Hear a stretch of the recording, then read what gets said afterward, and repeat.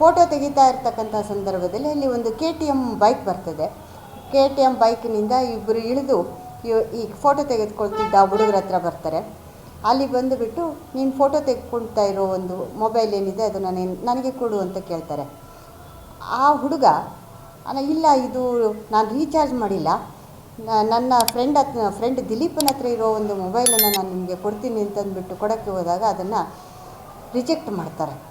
ಅವರು ಇಲ್ಲ, ನನಗೆ ನೀನು ಫೋಟೋ ಏನು ತೆಗೆದುಕೊತಾ ಇದೆಯಾ ಅದೇ ಮೊಬೈಲ್ ಬೇಕು ಅಂತ ಕೇಳ್ತಾರೆ. ಆವಾಗ ಇವರು ಇಲ್ಲ ಅಂತ ಅಂದಿದ್ದಕ್ಕೆ ಈ ಪುನೀತ್ ಅನ್ನೋನು ತನ್ನ ಹತ್ರ ಇದ್ದಿದ್ದ ಒಂದು ಡ್ರ್ಯಾಗನಿಂದ ಕುತ್ತಿಗೆ ಹತ್ರ ಇಟ್ಬಿಟ್ಟು ಹೆದರಿಸಿ ತನ್ನ ಹತ್ರ ಇದ್ದಂತಹ ಮೊಬೈಲನ್ನು ಕೊಡ್ತಾರೆ. ಇವರಿಬ್ಬರು ಅದನ್ನು ರಾಬರಿ ಮಾಡಿಕೊಂಡು ಮೊಬೈಲನ್ನು ತೊಗೊಂಡು ಹೋಗ್ತಾರೆ. ತೊಗೊಂಡು ಹೋದ ನಂತರ ಇಮ್ಮಿಡಿಯೇಟಾಗಿ ಅದು ರಿಕವರಿ ಆಗುತ್ತೆ. ಆ ರಿಕವರಿ ಆದ ನಂತರ ಅಕ್ಯೂಸ್ ಕಡೆಯಿಂದ ರಿಕವರಿ ಆದ ನಂತರ ಅದನ್ನು ವಿಟ್ನೆಸ್ಗಳು ಐಡೆಂಟಿಫೈ ಮಾಡ್ತಾರೆ. ಐಡೆಂಟಿಫೈ ಮಾಡಿದ ನಂತರ ಈ ಚಾರ್ಜ್ ಶೀಟು ಕೋರ್ಟಿಗೆ ಹಾಕ್ತಾರೆ.